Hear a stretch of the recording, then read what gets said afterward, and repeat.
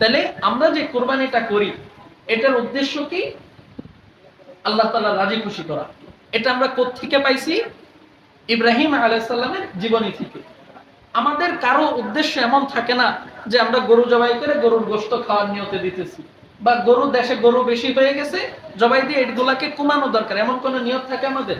এমন কোন নিয়ত না। আল্লাহর হুকুম, ইব্রাহিম আলাইহিস সালামের সুন্নাত, মুহাম্মদুর রাসূলুল্লাহ সাল্লাল্লাহু আলাইহি সাল্লামের সুন্নাত, তাই আমরা এই বিধান পালন করতেছি।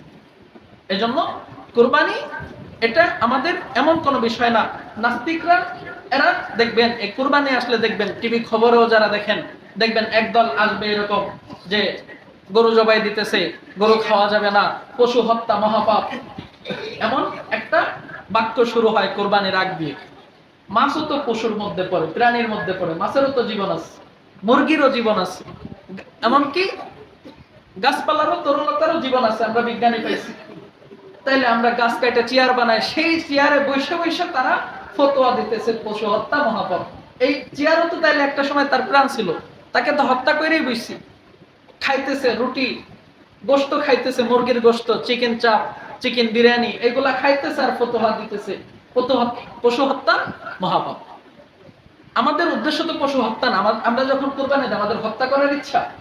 আল্লাহর আইন, আল্লাহর বিধান, আল্লাহ হালাল করছে বিদায় আমরা জবাই দিতেছি। এজন্য কোরবানি আমরা বেশি বেশি করে দিই।